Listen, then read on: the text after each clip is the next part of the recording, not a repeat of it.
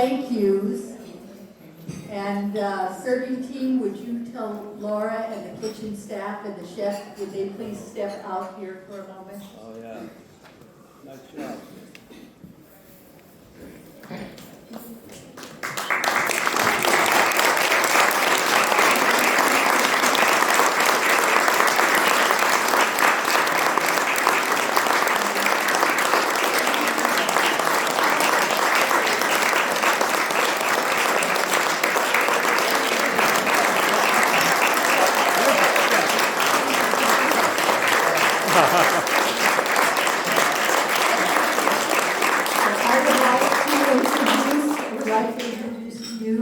Laura Fowler, who is our liaison between Emanuel and Radiant Covenant, who shares our space for some of the things that they do. Chef Brian, who was our chef tonight. And his kitchen crew.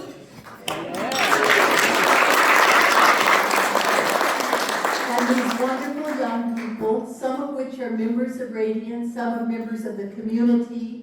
And I understand they're part of a speech competition. They have a speech competition coming up, and you will be happy to know that Emanuel has made a generous donation towards that speech competition for them as a way of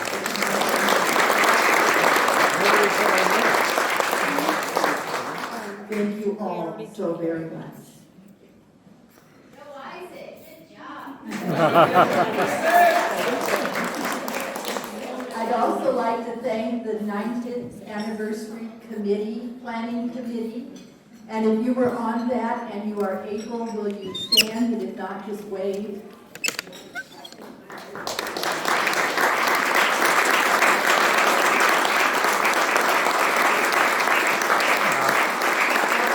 At the front table, just Chris waved, and Yvonne Troutson, Bruce and Donna Vickroy, Jerry Johnson. There are a couple of people that are not here or didn't stand, and we thought you were on the committee. But we thank you for putting this together. We started in January of last year and worked all year to bring this to you. I'd like to thank Marcia Wagoner, Kathy Obermeyer, Tom Watkins, Bruce Vickroy, Ari Cruzy, Dick Norquist, Dennis Strand, Yvonne Troutson, Jerry Johnson, and Chris Paulson for helping to set up the hall, the displays that are in the narthex, and a special thank you to Ari and Dennis for hanging the quilt, which I hope you saw, and a very special thank you to Donna Vickroy, who coordinated everything for tonight.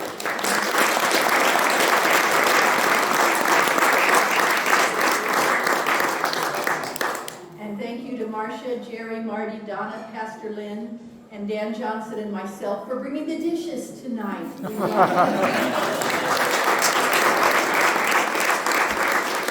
We all realized that none of our kids want them, so it didn't matter if they got broken. Not to say break them, please, but if something were to happen, it would be, oh well, nobody wants them anyway. Thank you to Tom and Janice Watkins, our host and hostess tonight.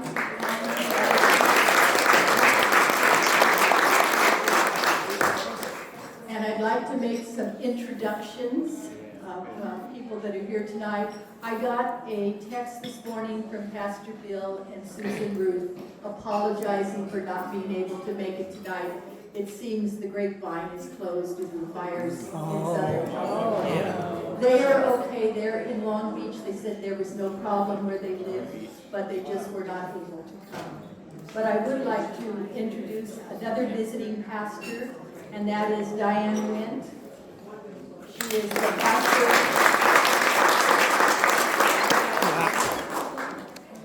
in Sacramento. She's pastored a church in Sacramento, and some of you may look at her and go, haven't we seen her before?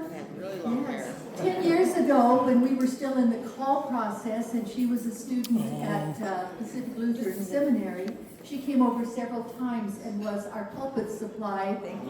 And that was when Pastor Roger was able to do the communion part of it, and she did the rest of it, and she's now been a pastor for 10 years? 7 years. And She's currently in Sacramento and wanted to come down this evening for that.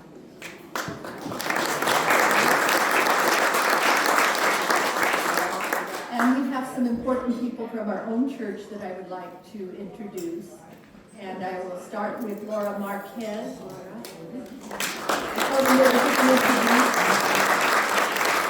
Laura is our daycare director and has been for almost 25 years. It's been 25 this June. And I'd like to introduce Paula Braxton, our administrative assistant in the office.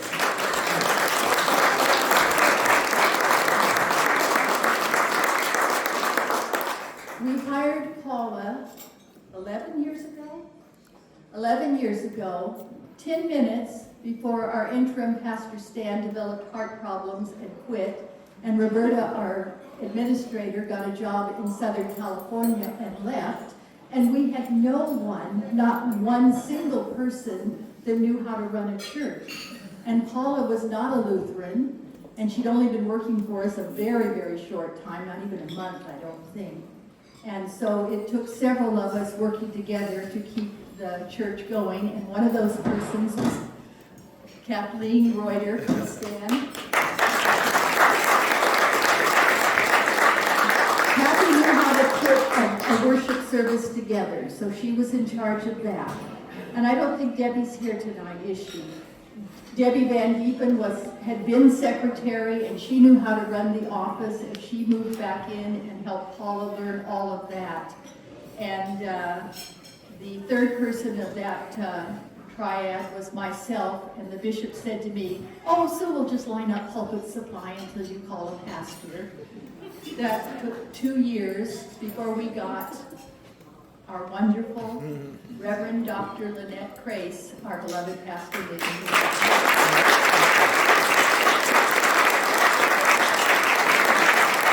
Please note the rhinestone collar. Did you all see that?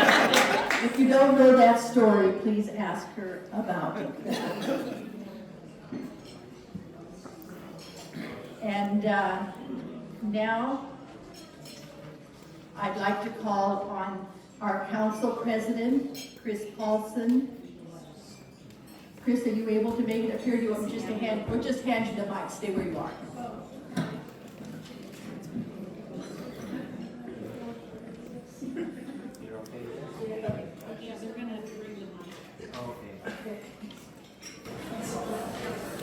On behalf of the church council, I'd like to welcome you to Emanuel's 90th anniversary banquet. The committee started planning this last January. We were wanting this to be a special event to celebrate Emanuel's 90 years of ministry. I think we have accomplished it, and I am so happy you are here to celebrate with us. One of the questions I've heard members ask each other many times this last year is, how long have you been at Emanuel? And I'm one of the ones they ask, and I came when I was 9 years old, and I've been here 64 years, and I wasn't standing up because it's too difficult to get up and down. Many of us have been sharing memories we have of Emanuel. Starting tonight, we're going to have members share some of their memories of the church and our church family. Dick Norquist is going to talk about his memories from Emanuel's early days. Starting tomorrow, a member will share memories in a temple talk the fourth Sunday of the month during our church service throughout 2025. If you haven't seen the anniversary quote that is mounted in the narthex, please be sure to see it as you leave this evening. It was a labor of love. I would now like to ask Bob Bruder, or do you want to stand, or would you just want to stay seated? No, stand.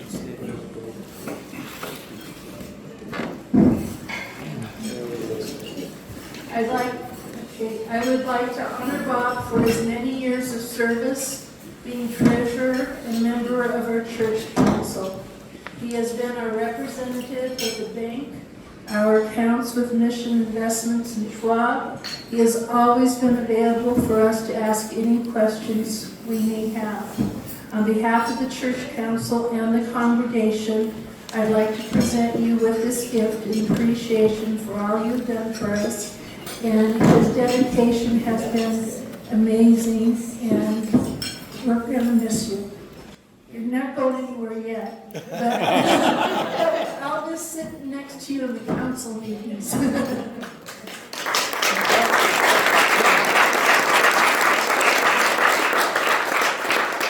Thank you so much. He's been treasurer and part of the council for over 21 years. But I finally decided somebody else needs to start taking reins. So thank you so much, all of you, because you've all been so responsive to our church and our dedication to Emanuel.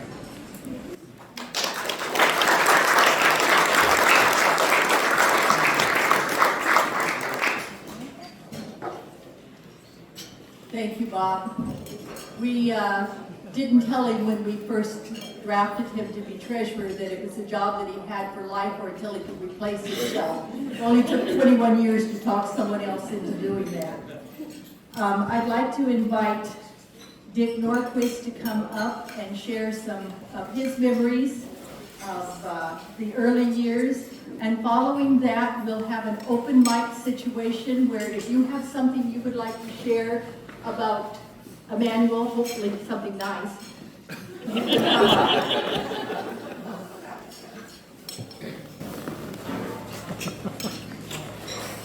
Thank you, Sue.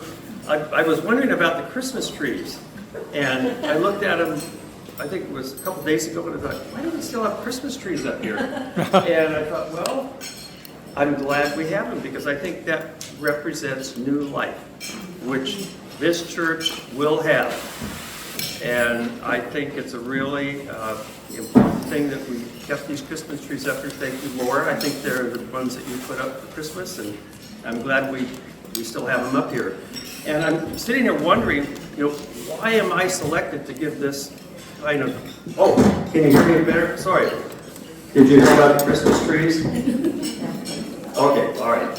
So I was wondering, why am I selected to be the speaker about the history or the early history of the church?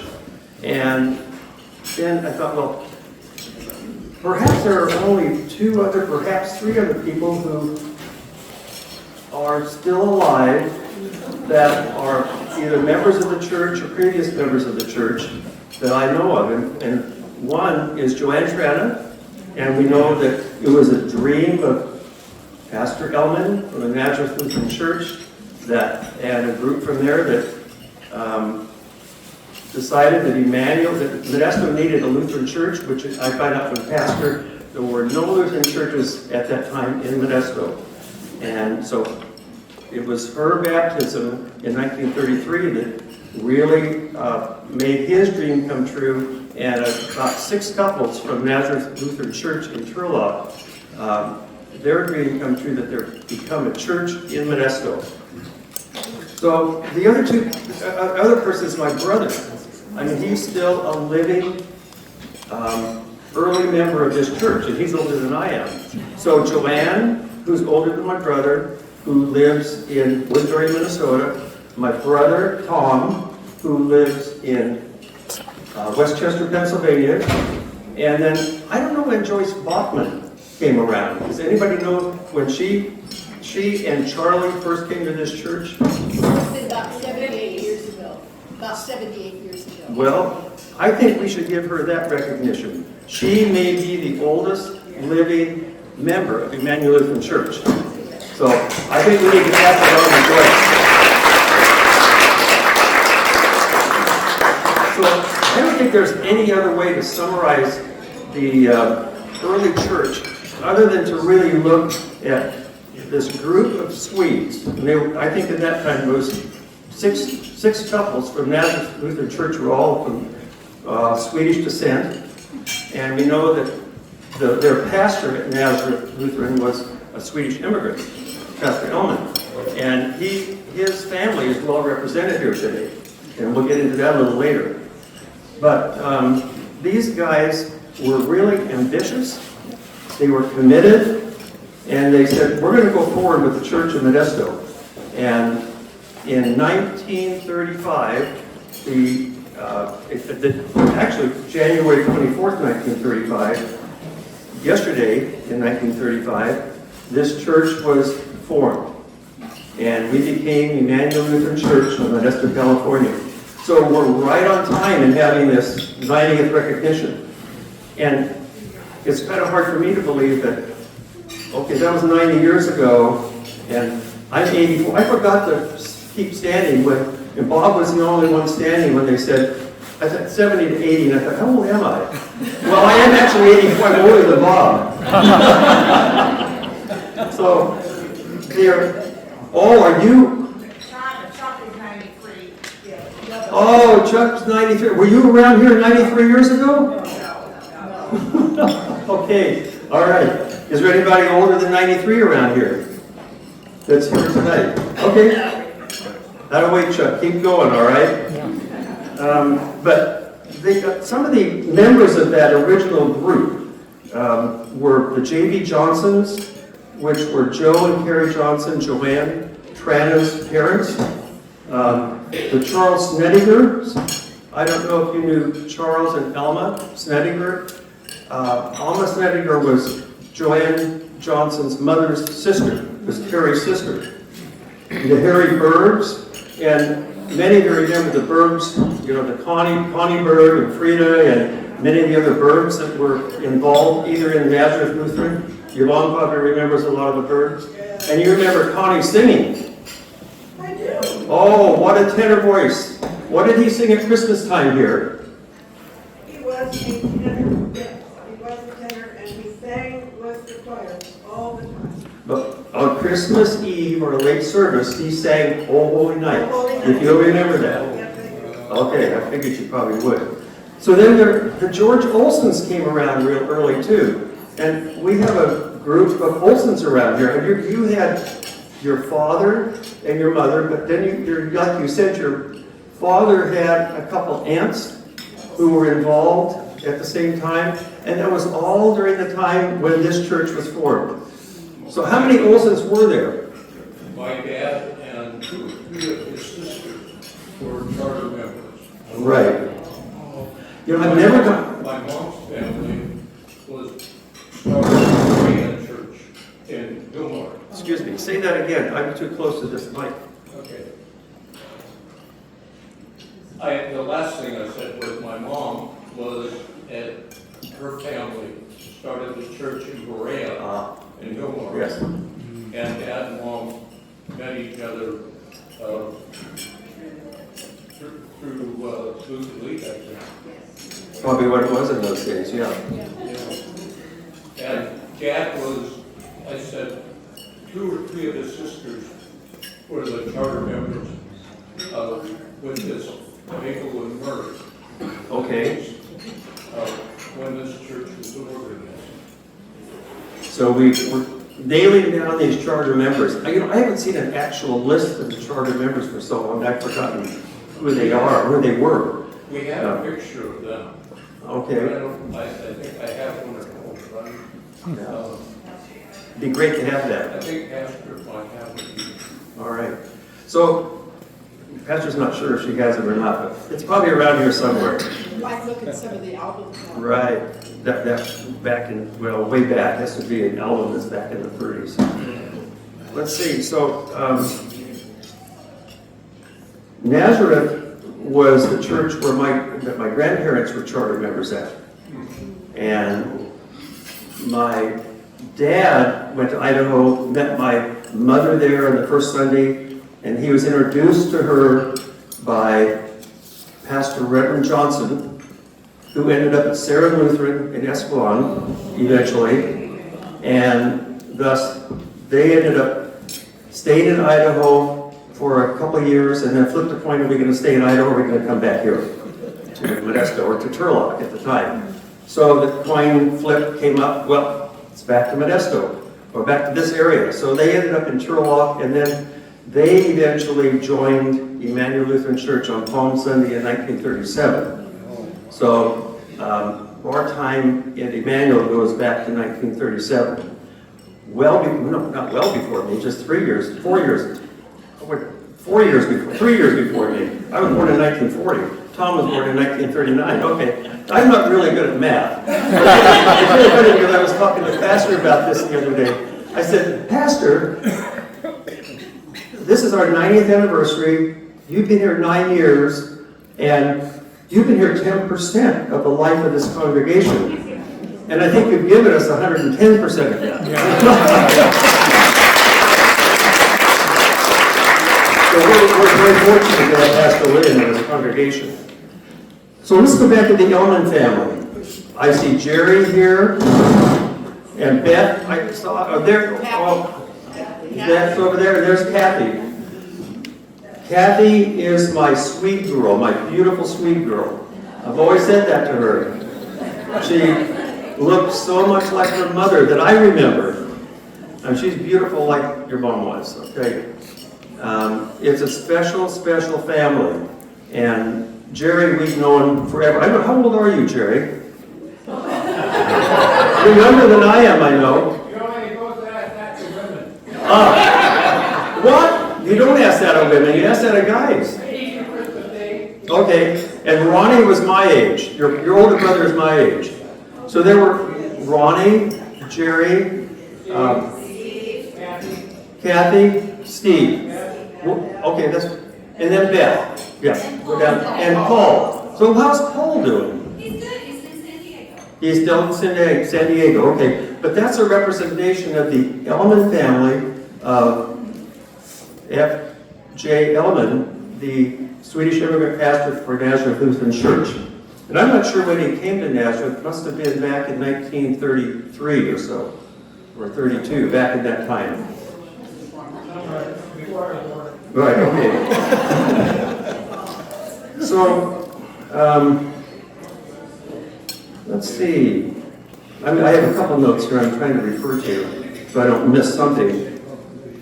Oh yeah, after Emanuel was formed, we had 2 student pastors, and then Pastor Herbert Gustafson was called. So we finally had a called minister at Emanuel.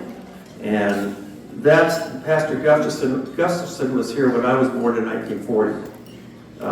They had a son named Dale, who I think is still alive. He was really good friends with my brother. They both ended up at Gustavus. The early mix of the church involved a lot of craftsmen, sheet metal guys like my dad, carpenters. Like Val Johnson? Okay, Val Johnson. Any other, what we had, the farmers, we had the Lundquists, who had a farm over on Granger that was grapes and dairy. We had Waldo Benson, who some of you may remember that name. We may have known Waldo, who had a good, deep bass voice. He had a hog farm out in Paradise, and we, as kids, used to go out there and help him castrate the piglets. And that was a lot of fun grabbing those little piglets. So we learned a lot in this congregation as kids. We had Clarence Johnson, who was Verdella's husband, and he was an insurance guy. We had George Olson, and I believe your dad was a banker. Right. Let's see, what else did I miss here? We had the group of people to do anything that needed to be done to put this church together and go ahead. It was really quite a group and an active group. They had just come out of the Depression. They were excited about what could happen, not only in the U.S., but in Modesto itself at Emanuel Lutheran Church. We had the ladies. These ladies scrubbed and cleaned and worked and taught Sunday school. They still are the mainstay of this church. And in those days, it was really interesting because under these carpets are pine floors. And those are the original floors in this church. If you look at the photograph that's as you enter the narthex, it's up there, the original church. It shows those pine floors. And I can still remember the ladies down on their hands and knees scrubbing the black marks off the floors and then waxing the floors. And we had chairs, probably had black feet on them. And then in those days, I think the soles and the heels of our shoes were black, rubber. So we had a lot of black marks to take care of. So that was something that I remember as a kid. And since we're in the parish hall here, the original parish hall, there's another thing I remember too, and that is that my mother was a soloist, as Yvonne knows, and as you are, and she would come up here and sing in the front. She'd be doing a solo, and there Tom would walk up there. He would stand right beside her, and one time he got her hat. I'm not sure how he got the hat. He put my mom's hat on, stood right beside my mother during her whole solo. The other thing I remember, I had a German grandmother, my mother's mother, from Idaho. They finally moved to Modesto. So she would sit here, sleep, and sing all the liturgy with the pastor.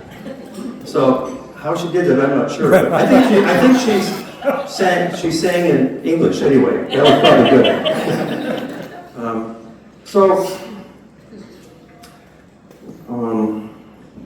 No wonder it worked here at Emanuel, and it's still working at Emanuel. We have a long way to go, we know that, but the road's always been kind of crooked on the way, but there are a lot of people here to keep that road straight. And in Christ, number one, helps us keep it straight.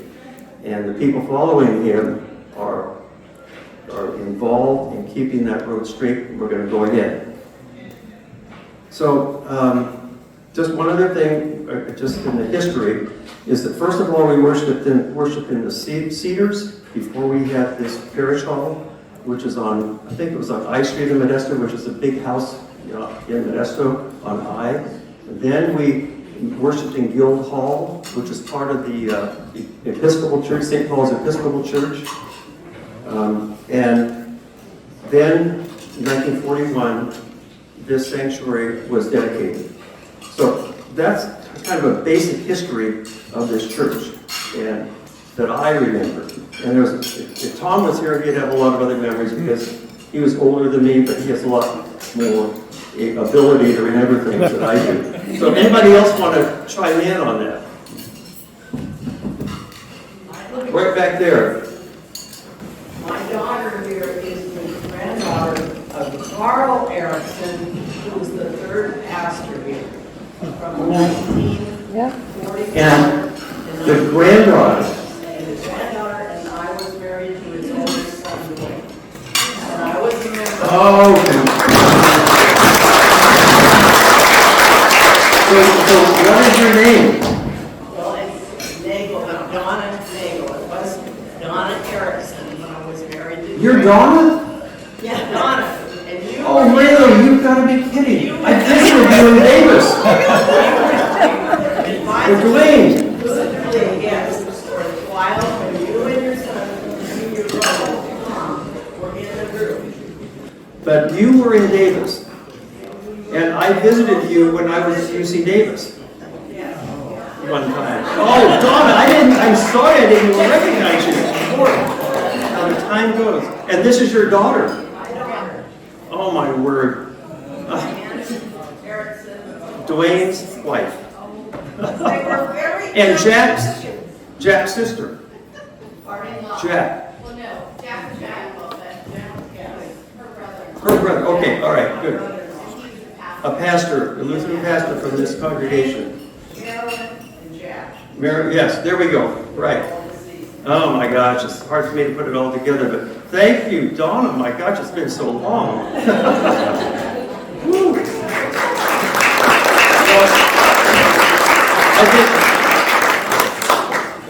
Okay, Bob Olson. I don't remember this much in our congregation here, but we spent a lot of time in Lorraine at the church.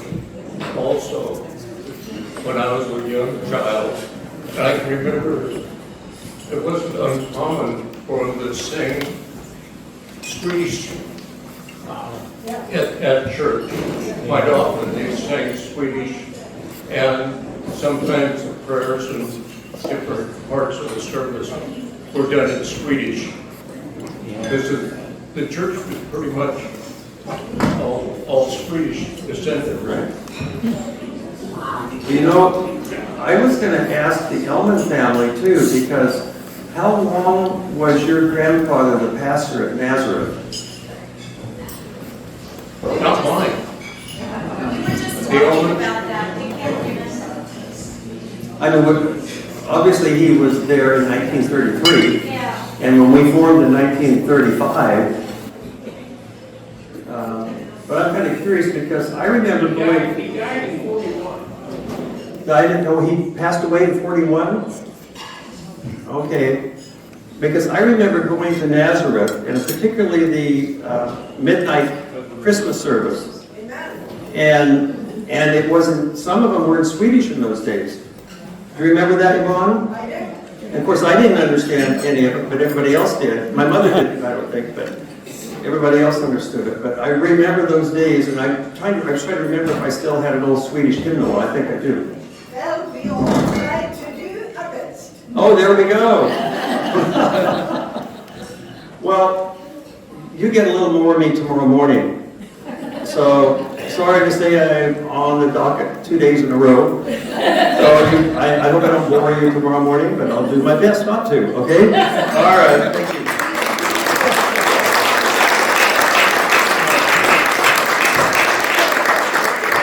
Thank you, Dick. Dick mentioned that he hoped you all looked at the quilt that was out in the narthex, and if you didn't, be sure you do before you leave. I have to tell you a little bit about that story. It was a year ago that Pastor said to Donna, "I'd like a commemorative quilt made for the 90th anniversary. Do you think you ladies could do that?" And Donna said, "Sure." And Donna said to me, "Sue, you want to help me make a commemorative quilt for the anniversary?" I said, "Sure." And Yvonne said, "My daughter's a quilting expert. You ought to talk to her." Denise, will you wave at everyone, please, so they know who you are? So Donna and I made an appointment to go talk to Denise and look at all of her beautiful work. And I was looking at the stained glass wall hanging we have in the narthex with the cross. And I said, that should be the focus of the center of the quilt. And Donna said, oh, and we could do squares around it that have symbols that mean something to the church. I said, oh, great idea. So she went online and found these pattern books, and she said, I found all these pattern books. It's paper piecing. And I said, well, I've never heard of that. She said, well, me neither, but they're exactly what we want. And so then she looked online at YouTube and called me and said, oh, I found a teaching video for paper piecing. Why don't you come over and we'll watch the video and piece something so that we know what we're doing. I said, okay.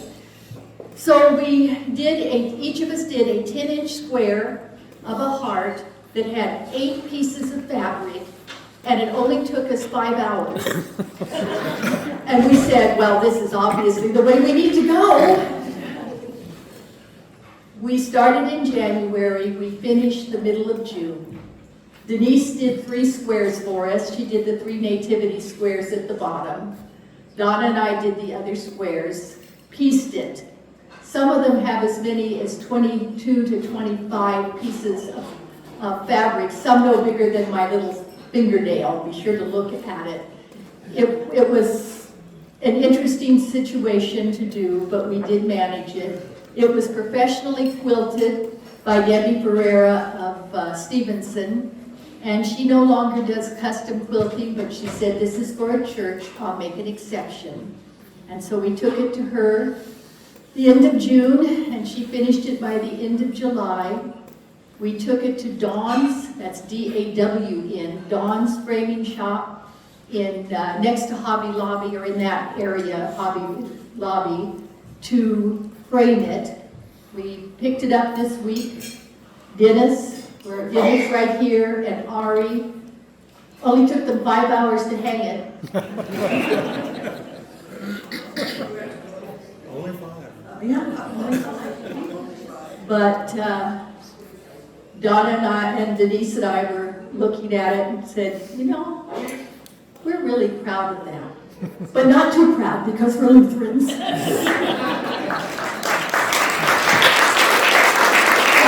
like to invite anybody who would like to come up and share a memory and try and keep it, no more than 20 or 30 memories so we get home at night. But who would like to be our first speaker? I'll be brave. Come on up. This is Eric Eman. If you don't remember his family, I'm sure you do. Eric and my son Josh were together from 3-year-olds on up through confirmation and good friends, and I'm always happy here tonight, Eric. Yeah, thank you. Thank you. Good evening. A few memories. My mother, Ingrid Neiman, sends her greetings and love. She lives in Camdenton, Missouri at Lake of the Ozarks. And my father, Charles, passed away a couple years ago. And my brother, Carl, who was living in Modesto, is now living with my mom in Missouri. And my sister, Erica, lives in Seattle. And she has 2 twin boys who just graduated college and her husband there. So 1948, so my history with Emanuel goes back to 1948. My grandparents, Signe and Paul Johnson. Signe was a good friend of Carrie Johnson, no relation, but they hung out in similar Swedish circles, which seems like that's what you do in this area. But so they ended up becoming members in 1948, and then my mother was confirmed here in 1955. And then in 1961, when the new sanctuary was getting built, my grandfather Paul, who was a carpenter, he was working on the roof, on the steeple, and fell off, hit a bunch of scaffolding. Didn't kill him, but it broke his back, and he was in a body cast for like many months in San Francisco. Turns out my mom was going to school in San Francisco at the same time. And then Linda Lee back here, she was the one that she was going to JC across the street and called up my mother to say, your grandfather just had this terrible accident and he's in the hospital. So that's, my grandfather had a lot of blood, sweat, and tears from building that sanctuary. And then my parents, they were married in December 1969 in Panama, but they had their wedding reception here at the church. And there's a photo of that in the narthex. I was baptized here in 1971. My sister was baptized here in 73. I was confirmed here in 85 and my sister in 87. And then I had a lot of fond memories of Luther League, trips to Pasadena between Christmas and New Year's, doing big Lutheran youth gathering events, Rose Parade, the whole bit. And then we were in Pasadena when the ELCA was formed on January 1st, 1988. I remember that. It was a big whole countdown thing. And then, so Pastor Peg and Reg, they were pastors here that are a married couple in the early 80s. My mother and I, last year, so Peg Schultz Anderson is a pastor at our master's church in Los Angeles on Santa Monica Boulevard.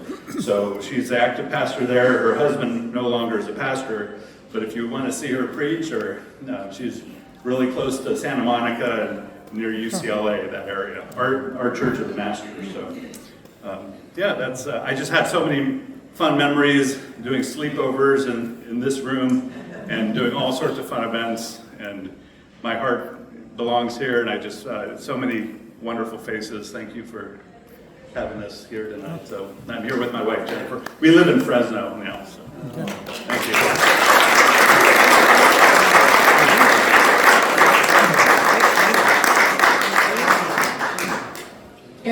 Eric just mentioned Pastor Reg and Pastor Peg, and Pastor Lynn got a letter from them this week, and I'd like to read it to you.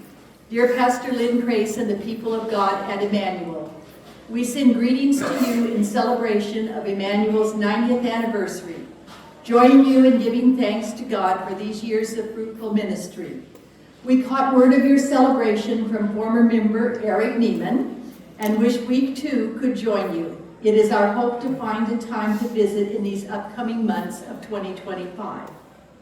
Emanuel was our first call as pastors back in 1980, having graduated from Pacific Lutheran Theological Seminary that May.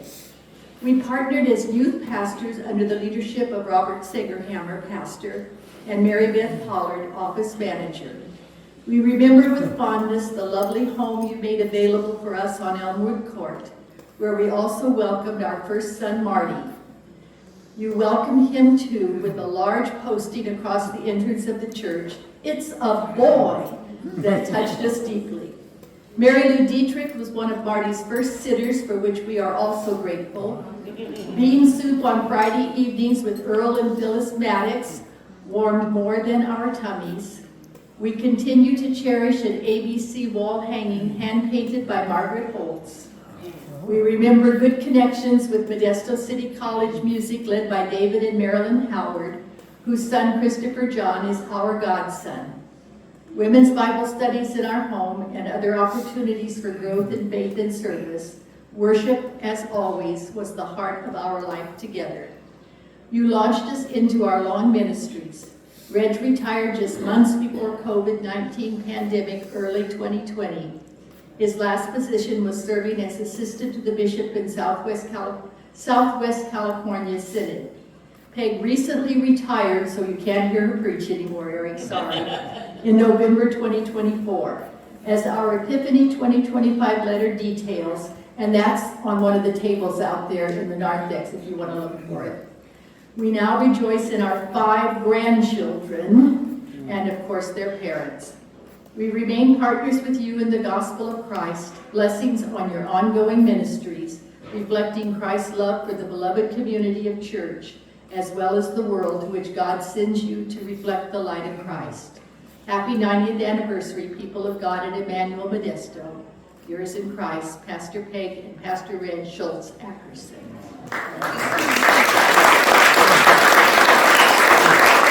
And there is an address on this, if any of you want to respond to them, there's an address on here, you could get it from Pastor. All right, who would like to talk now?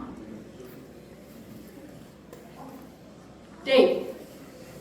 I would like to introduce to you David Hetland, a child of this congregation.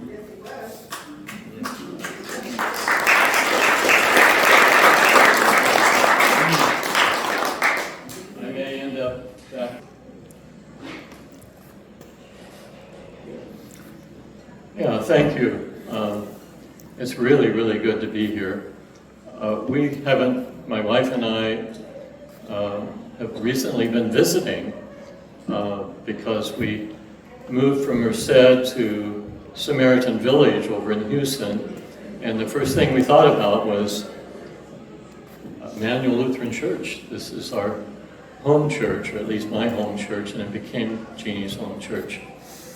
I have been meeting people who haven't seen for a long time, and I'm very grateful for that. I first attended Emanuel Lutheran when I was about 5 years old, back in the mid-40s. My parents came here from Oakdale to be a part of a Christmas Eve service, a midnight service.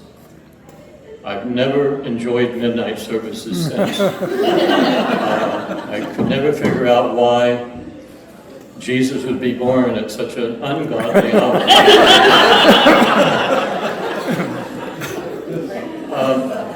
So I was confirmed here, and I just want to mention a couple of stories about confirmation because most of you have been through that process. And it started with, there was a vacancy here for several years before Pastor Bob Segerhammer came. And we were scheduled, our class was scheduled a year later then and then they combined 2 classes. And we were 8th graders and 9th graders. Did someone mention Linda Lee? Yeah. Linda Broden? Hi, Linda. And Ingrid Neiman and Jack Erickson,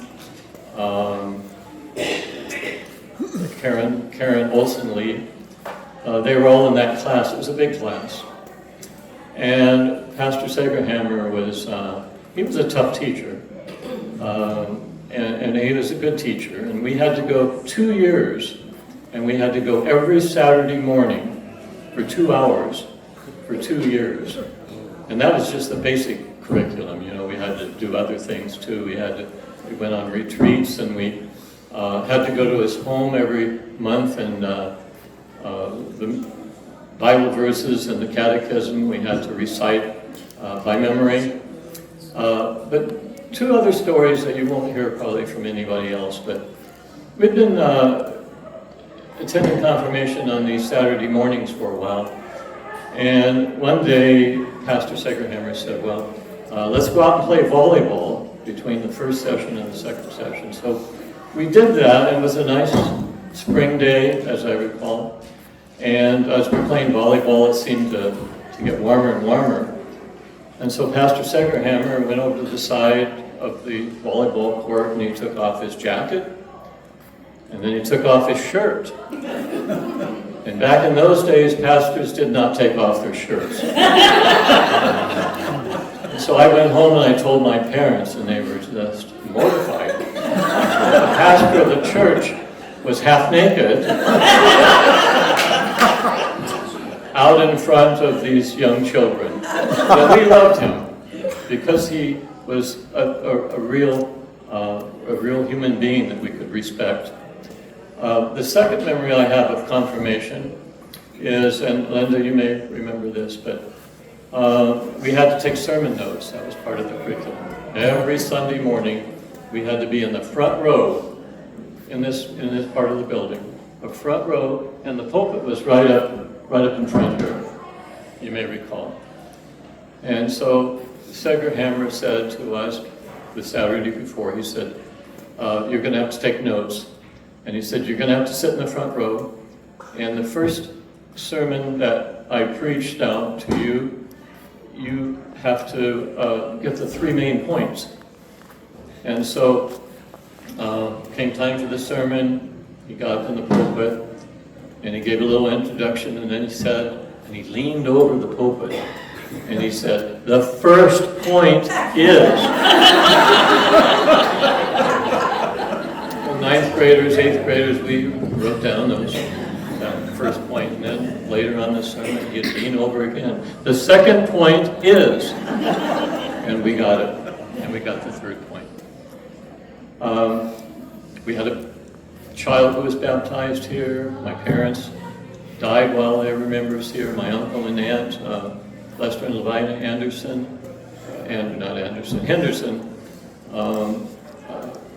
were members here. Lots of relationships, and I just want to say thanks to this congregation for the opportunity of growing up here and the formation of my faith. Thank you very much.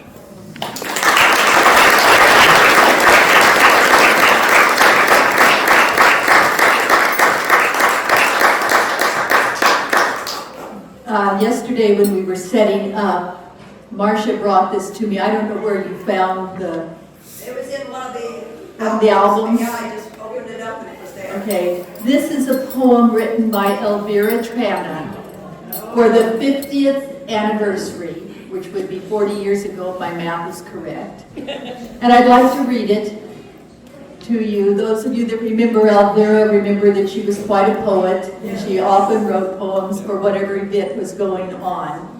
And it's in her handwriting. It's just delightful. 1/2 a century has passed since Emanuel came to be. E'en though 'tis hard to think of time, ah, what a memory. Now names and dates are hard to rhyme, so bear with me today, and I will see what I can do in my poor simple way.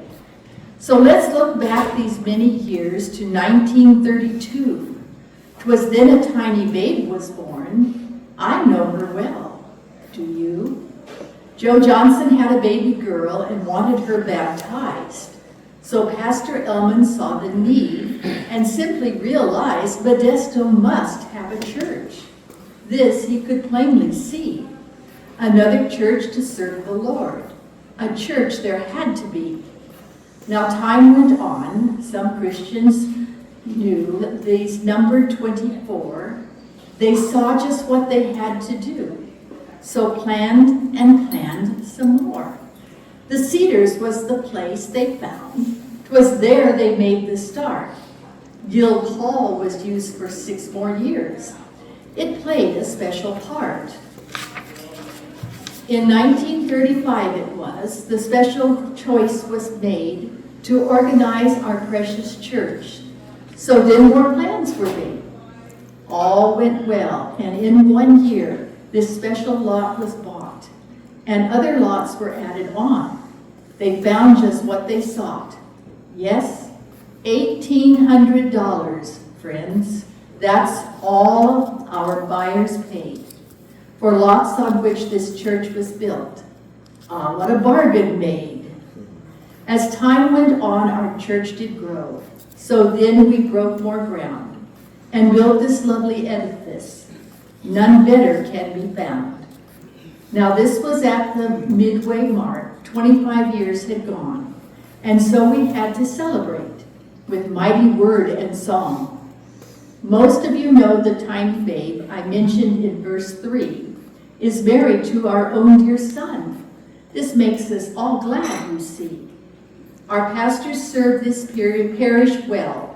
They helped us grow, we know.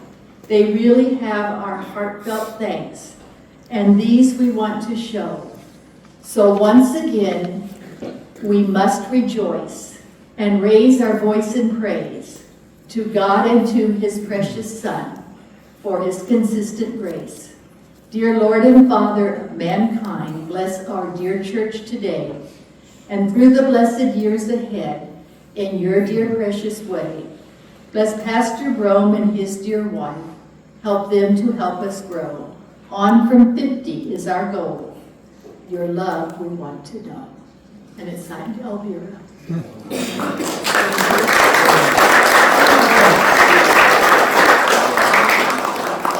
Right, who's next? Can I talk about Luther League? You certainly can. Can you come up here? Or do you want me to bring you the mic? I have a loud enough voice. Would you like to use your school teacher tone of I voice? want to do that. Okay, everybody listen close then so nobody has to move. In the early 70s, I was growing up in Turlock, and it came to mind that they wanted to have the Luther Leaguers, who were Lutheran anywhere in California, to hop on a bus and go to Calgary, Canada, to meet with the Canadians there who were celebrating their Lutheran religion. And so we all went on that wonderful area, going to places, having never been out of the town of Turlock, to see places like the big lake that they have there, and almost ready to look at Calgary, Canada's cattle thing that they have here, wherever it was. Anyway, it was. You remember that, Mark? You know, just remember. I told you a while ago I'm 16. Well, that's why I'm not. And so I was looking around the room just a few minutes ago with my daughter by my side here, and my eye on Carol Shipley. It wasn't too long after that, of course, more than the 70s, where a group of us were invited to go to New Orleans for the big Luther League conference, and we met in the Superdome. And so I guess I have to say I was an adult then. So I was invited to drive a van with Levon and Jerry Peterson's daughter. And Carol Shipley had a brother who drove the other one.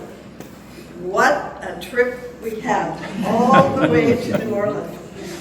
And it was interesting because in those days, we didn't have to bother with writing a lot of notes and stuff. Were you going to be responsible? Is this going to be okay? It's going to be wonderful.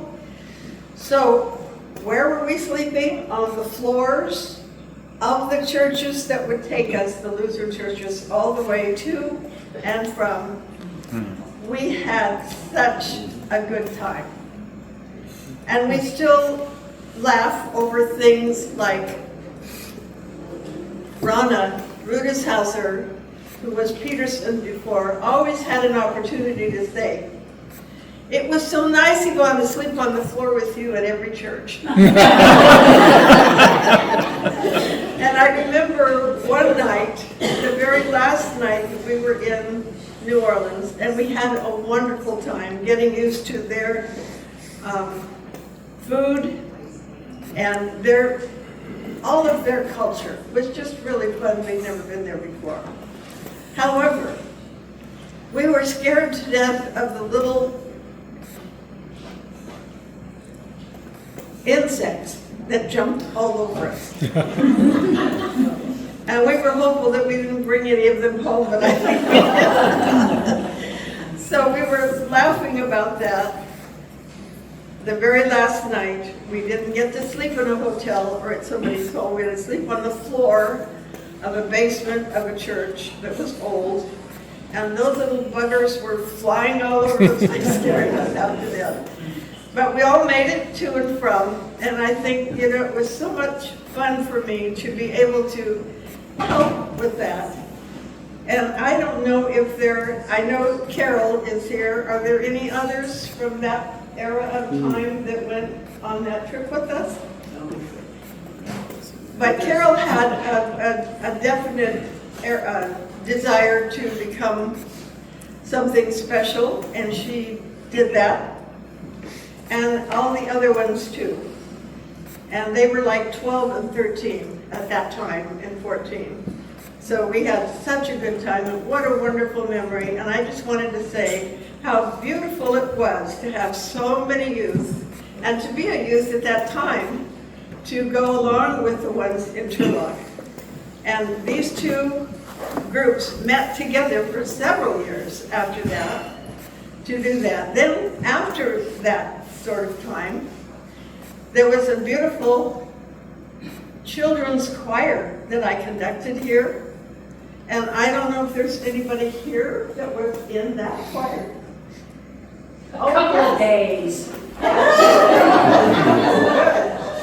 So every once in a while, there are people that come to different celebrations at the church that will come up to me and say, "Do you remember when?" And I have to look, okay, when are you talking about? But then they said, we were members of the choir. And so I just want to thank God for all of the wonderful experiences I've had in this loving church, and to come into the Lutheran religion rather late, because my parents were not Lutheran. But they saw to it that I was in Sunday school. My family was from Sweden, and when my grandfather came over, he had to go to a Swedish church, and the evangelical Christian church in Turlock was where he started. So I just thank God and all of you people for being so faithful and wonderful to this church and to God's love.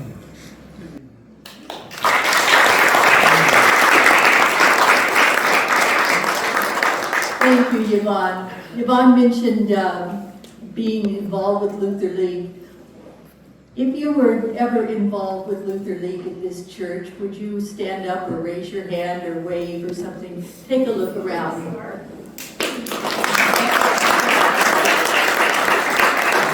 If you were ever involved in choir at this church, either as a child or as an adult.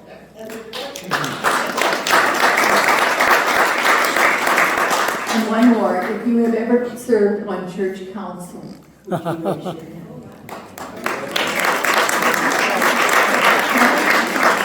Kathy, would you like to? Sue, another one. Yes. Sunday school teachers.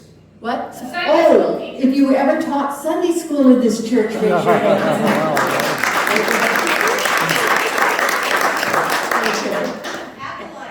Acolytes, if you were ever an acolyte in this church.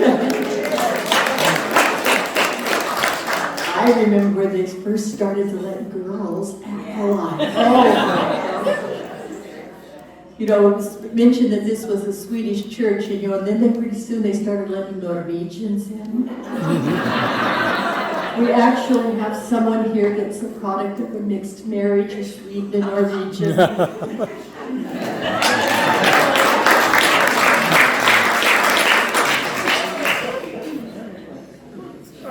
I remember one time we were having a smorgasbord, and they were in the kitchen making köttbullar, the meatballs, and the Norwegians were at one end and the Swedes were at the other end, and they were sort of looking back and forth at each other, and they're going, "Oh, that's the way the Norwegians do it. Well, that explains everything." So Kathy Reuter.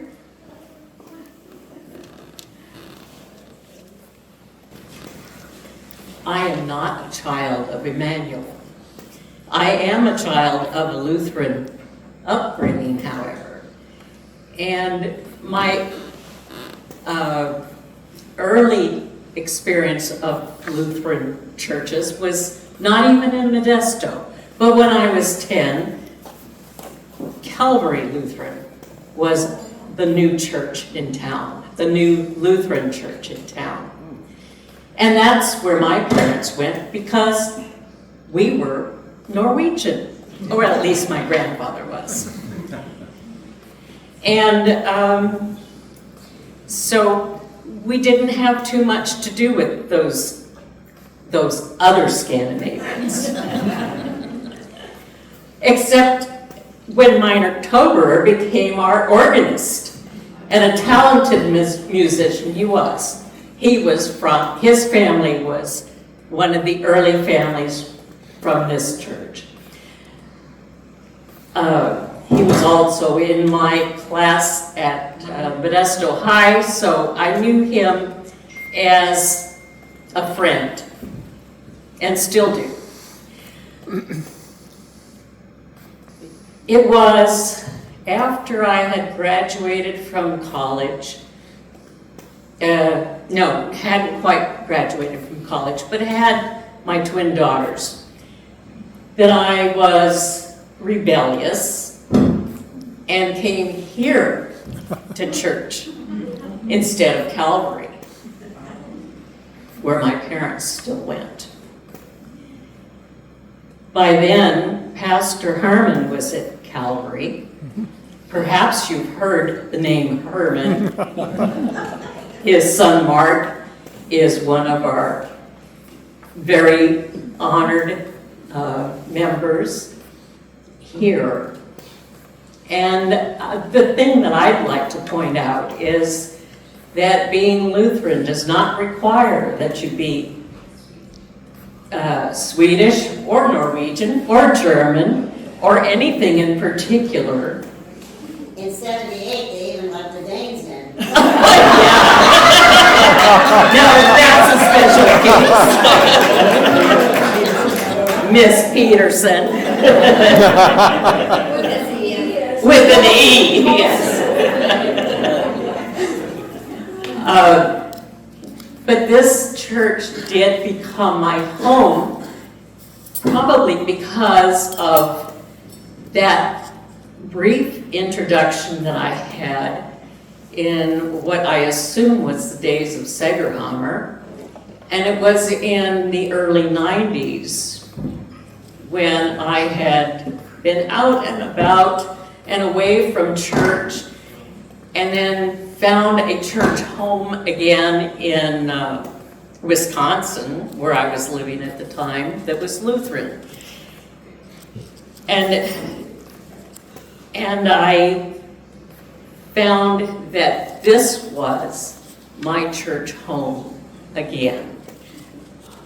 I only briefly visited in the 60s, only briefly visited in the early 90s, but by 97, this became my church home, notwithstanding the fact that I'm Norwegian on my grandfather's side.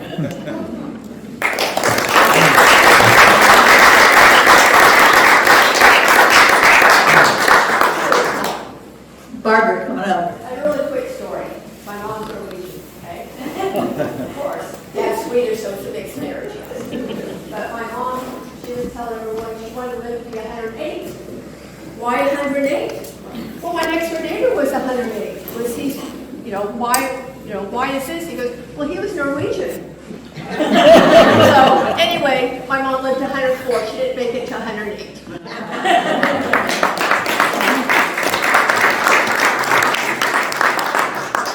Barbara's mother was still kneeling to take communion when she was 99. I always wanted to grow up to be Esther Johnson. Carol, I guess I can do it from here. if you're nice and loud, you can do it from there. So I wasn't going to talk, but now that Eric's come up and Yvonne's talked about it and Denise is here and all the other names have come up, I thought I'd share my memories with you. So we came in '67, moved from Arizona to Modesto. My dad had a job with an old Army buddy. And so he's the one who scouted out the Lutheran churches and found this one, and he really liked it. So my brother and I started attending. My sister stayed Episcopalian, so I think she was at the Guild, must have been, where they were. So I had Ray Simon as a Sunday school teacher. I had Jerry Peterson as a Sunday school teacher. And then, of course, we got into, that's when Jerry and Linda Dodgen came, and Jerry was a teacher of high school. And so we did memory verses and did a lot of stuff there.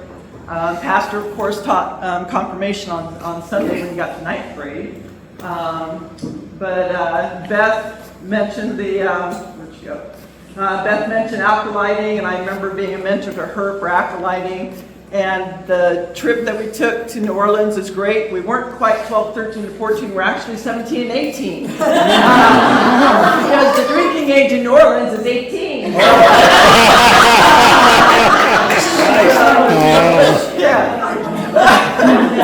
But Yvonne was right. We stayed, we started, obviously from Modesto, but our first stop was Arizona. My sister was living there at the time, so we stayed in a church that she knew of, cooked her, I think we cooked the meals. I mean, we had everything. This is when Eric and Kathy Nelson were here as youth leaders. That's how we got to go on this. And I remember that Yvonne taught the Stanford song. So the Leland Stanford Junior Farm Song. I remember that. Anyway, that was something we'd sing all the time. We can still sing it. And so we did. We stopped. That's when I found out how big Texas was, because it took 2 nights to get through Texas. And then Kathy Nelson had been at a church in New Orleans at Gretna, and that's where we were staying while we did the conference at the Superdome, which is cool because we all had to run up to the very top of those stairs just to see what the view was like. It was really nice. But yeah, we had a great time, just at the conference as well. And then Eric mentioned going to the Rose Bowl, Pasadena. And I remember coming back and helping with the youth at that time. And we took Scott Berner, was somebody who was helping with the youth at the time. And so we went down and spent the night at a church in Pasadena. Apparently something they always welcomed any church youth to come down and spend the night. And then we spent the night in Pasadena. I can't say all of us were at the church because half the group ended up spending the night at the Rose Parade route. Sleeping bags and everything, yes. And so we got to see the Rose Parade after that, and then we headed back. And I, served council and did all the other fun stuff. But of course, one of the major things that also a lot of us participated in, especially here at this table and a few others, was the softball team, the Emanuel Ducks. We were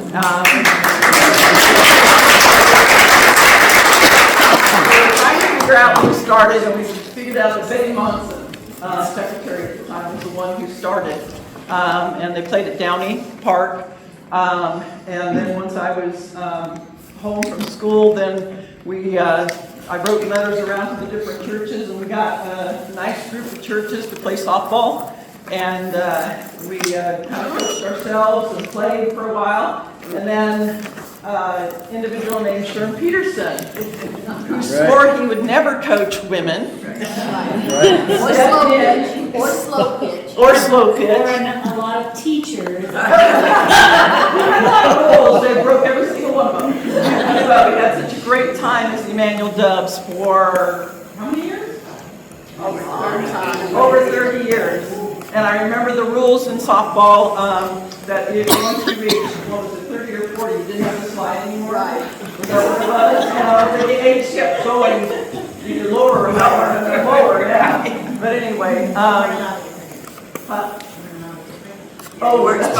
allowed to get pregnant. I remember Carol Devine with a young child, a baby, who would nurse in the van at practice and then have to come out and then practice with us. So that was broken all over the place. So we had just such a great time. So wonderful memories here at Emanuel. I now attend Saron Lutheran. And so some of what Dick said too about the pastor. Johnson was a pastor there. But anyway, had a great time. Many of you have been my friends forever. And I just appreciate the upbringing that I had at this church, and certainly wish you all the best in the future and all the things you're going to do. So, thank you. And if you ever played softball at this church, raise your hand. Men and women. Yay. Yes, that counts. Did you ever keep score? Okay, that counts. Yeah, you sort of started out, if you were really good. My dad used to come to all the games. He didn't care about what I did. He came to watch Carol Peters and Kim Peterson plays first base for Kim and shortstop for Carol. He thought they were the two most amazing people he'd ever seen to play ball. But yeah, and those of you might remember when my youngest son, Adam, was 4.5, and he'd been hit by a car, so he was in a wheelchair, and he would put it right behind the home plate, behind the backstop, and he knew everybody's name on the team, and he'd go, "You can do it, Carol! You can do it, Marcia! You can do it, Barbara!" Everyone that came up.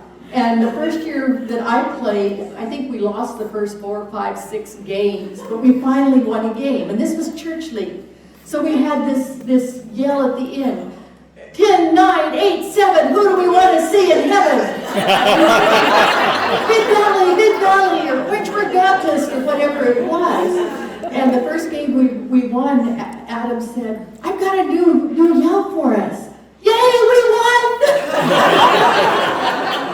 All right, somebody had their hand up. Marcia. Sue just mentioned about the quilt and the... Oh, yes, before you leave, there's the commemorative quilts in the narthex, but the softball quilt is on our new history wall, and there's also a trophy wall, whatever thing, that Dawn's Framing Shop did, as well as the quilt, so do check that out as well.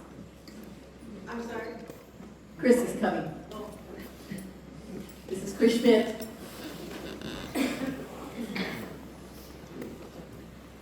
Let's go back a few years. Remember when confirmation sat right over here? The choir was in pews over here. We had pews going all the way back. We would come in what is now a closed entrance. All the men had suit jackets and ties. Some of them wore hats. The women, I don't know. My mom used to sing in the choir, and I remember she had a dress. Well, they all had dresses, of course, and sat over here in the choir. And those are my first memories. And sometimes I would sit with my dad instead of my mom. And we always sat about halfway back, and he taught me how to play with paper clips during church.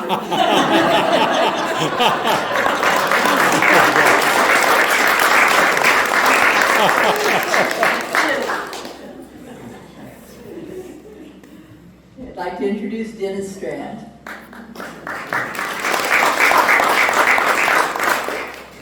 Well, this isn't a 90-year-old story, but a mere 40-year story. Martha and I were married here. And so I was curious if there's anyone else that was married in this church. Oh, look at the hands. Wow.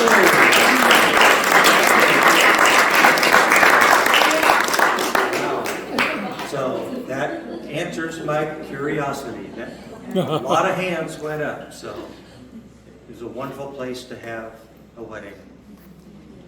And some of them are still married. 45 years this year. Karen Harris. Okay. So, can you hear me? Yes. So, been here since I was 3 months old. Was. Stay and close to left. the microphone. I'm sorry. Go Left. forward a little bit. The microphone. Sorry. Yeah. So, started here when I was 3 months old. Was baptized, confirmed, married. My husband, who had never been to church really, was also baptized here in the church. Then my son was married in the church. My brother and sister-in-law and brother, my brother and his wife married in the church. My sister-in-law and her husband married in the church. Many of us are going on 45 plus years. So, amen. So lots of marriages in the church. My kids were baptized here as well. We left for a little bit, which is kind of ironic, and I only mention this because at the time there wasn't a strong youth group. So we went to Minister Covenant. And we went to Minister Covenant for the youth group for our children. And they have a strong foundation. They were confirmed there. They are strong believers, all of that. And I find it amazing that now Radiant Covenant, who is part of our church here, which is part of Minister Covenant, where we went for a while back, we're all connected. Yep. And now I'm back, by choice, obviously, or we are back. And I just find that this church, the love, the compassion, the pure God that is here in this church, that you cannot feel when you're here for every single moment, is so very special. And even though it was a beginning and a little bit of a middle, and now a bit of a change, all of you are so dear to me because I know every one of you through our experiences, through all the youth groups, through the choirs, through the performances. When my children were in those performances, my older son was the angel, my younger son was the goat. Just saying. It kind of just came down all that when we did all those performances and all those practices, and they were in the cherub choir and did Sunday school, and I taught BBS, and I taught the choirs too, Yvonne. I did all those little kids. I did those choirs. I did cherub choir. I did all of that. While I was here, and what I find is that it doesn't matter how long you're gone, and when you come back, it's still the same. Everybody is so loving, kind, and compassionate, and that's what Emanuel is all about. And it will never change, no matter what. So I want to thank you because you have been my life since I was 3 weeks old. And I cherish every one of you and this building. I don't remember this part of it. I remember that part of it. Because at that time, that's when that all opened up. And Pastor Segerhammer and Eric and Kathy Nelson and all those people that influenced our lives and my life and my husband's and my children. That is a memory and a cherish that I will always be very grateful for. So I thank you all for everything. And Sue, when I was in high school and it was challenging and troubling, she had a group that we met every week at her home. And she invited us every single week, and she took care of us. She nurtured us. She loved us. She cared for us. And it didn't matter what we said, whatever we said was in that room. And we knew it was safe, and it was protected, and we were loved and very cherished. So I know you taught for all those years, but what you brought to all of us, I will never, ever forget. So I thank you for that time that you gave us as well. So thank you, Emanuel.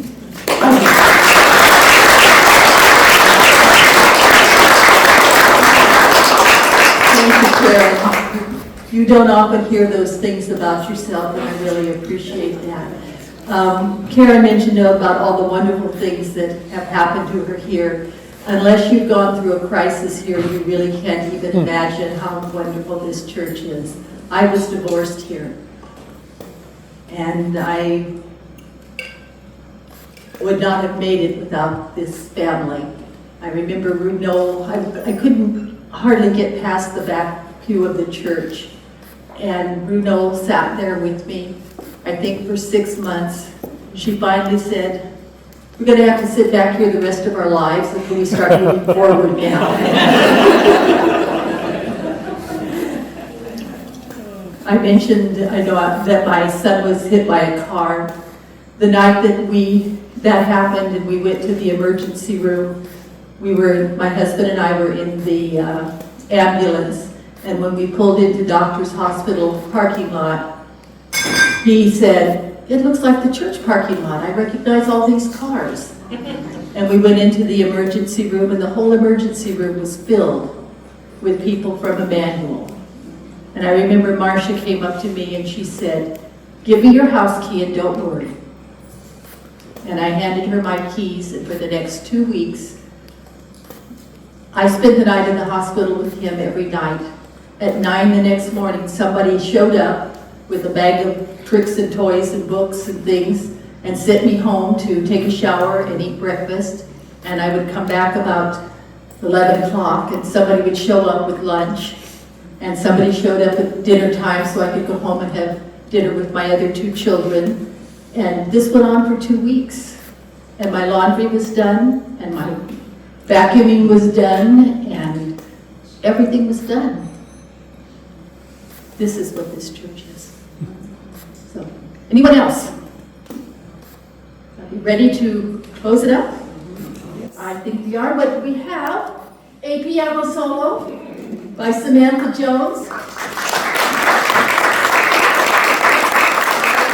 I know that many of you remember Barbara Bukish was here for years and years and years, and then she finally couldn't do it anymore, and we were so lucky to get Samantha. And she loves when we say, Chris and I both taught her when she was at school in Oakdale, Chris in the 2nd grade, and me in high school. She loves it when we point that out. We have told her that this is a lifetime contract.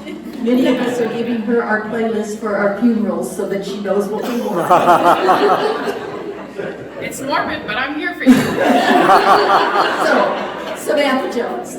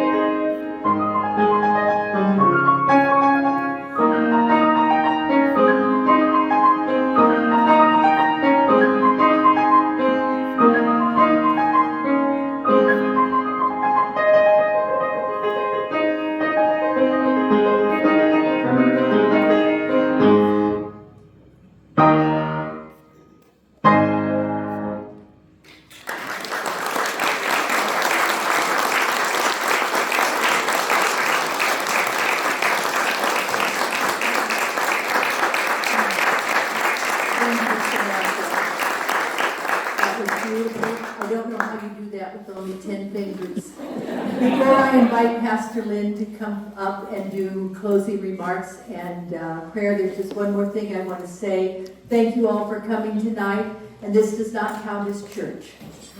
Church is tomorrow morning at 9:30. Please be here. We will be dedicating and blessing the more commemorative quilt, and there'll be special music, and please, if you can possibly come, be here tomorrow. Thank you, Pastor Lynn. Well, please note the rhinestone collar. Well, first of all, I have to say, when I suggested a quilt for the anniversary, what I had in mind was a simple little quilt. Wow, I mean, it's totally gorgeous what happened. Well, thank you all for being here tonight. It's really been a wonderful, wonderful occasion. Thank you all for your memories and your stories, and wow, it's just what a rich history that resides here. We have come this far by faith, right? That's kind of our theme for the 2025. And so our heads and our hearts tonight are full of those thoughts and those memories of those people who felt called by God to proclaim God's good news here in this place. It's such a blessing to be part of that rich heritage. You know, it hasn't been without challenges. You all know that. No life is. But whatever came your way, you handled it with grace and with unfailing hope in the God who promises to always walk with us. Emanuel has come this far by faith because God has made a way. And God continues to make a way as we walk into the future again by faith, because God is not finished with us yet by any means. A personal thank you to Bob Reuter, who has kept this ship steady for 23 plus years. Thank you for always keeping me in the loop. I've appreciated that as well. Yours are big shoes to fill, but now it's time for you to have some fun and to not worry about having to come to church to sign a check on Sunday morning. Just come. You hold a lot of Emanuel's history, financially and otherwise. So as you ride off into retirement, know that I think of you as our treasurer emeritus, and that I've got your number on speed dial. Thank you all, Emanuel, all of you, for your welcoming spirit towards me when I came here almost, 9.5 years ago. And to every other pastor who has been able to grace the pulpit here. Every new person who comes to these doors, I think, feels welcome and accepted for who they are. There's going to be a list, and it's long, in tomorrow's bulletin of pastors who have served here. Hospitality is also a mark of this congregation, and you can sense that by tonight's party, right? Hospitality is big here. Thanks again for the fancy collar, the rhinestone collar. I proudly shines as a reminder that we're called to be light and to let light banish all darkness. Each one of us is called to sparkle. And it just so happens that it goes with the cowboy hat I have. And I forgot it. I can't believe I forgot it. But I wore it. I did a wedding in Colorado. Always tomorrow. Yeah, there's tomorrow. Yep, I might just wear it tomorrow. God has brought us this far by faith. Thank you. From me to all of you who are part of the planning team. Sorry, but this has been a long road this year, but there's been a meeting every month since January. All of you, you've all been thanked. Sue did a great job of that. Thank you for working long and diligently in making this anniversary possible. Thank you to Radiant and to their chef and their leaders, to their kids, and to all of them who helped out tonight, and from me as well. And so God's blessing be upon each of you and upon this congregation as we walk confidently into the future. And so would you please pray with me. Lord God, we are so very grateful that you have brought us this far by faith. You have blessed us individually and as a community, and we thank you for each blessing and pray for the courage, the strength, and the insight to see you today and in each tomorrow as you lead us forward in faith. Thank you for the people who have worshiped here over the years, who have called this their church home, who have found welcome, solace, nurture, or in some way found peace and hope among the faithful here. And now with Luther we pray, gracious God, You have called your servants to ventures of which we cannot see the ending, by paths as yet untrodden, through perils unknown. Give us faith to go out with good courage, not knowing where we go, but only that your hand is leading us and your love supporting us, through Jesus Christ our Lord. Amen. Now go in peace and love and serve the Lord. And don't forget to take your glasses with you. Pastor, I have one more comment. How many people from this church became pastors? I think there's How many people in this congregation? Roger Lee, David Bill Cruzy, Will, Roger Lee. Roger Lee, David Hetland, David Hedlund. Dick Lippert. I'm not hearing all the names. There's lots of names, that's, yeah. There's lots of names. Thank you all again for being here today.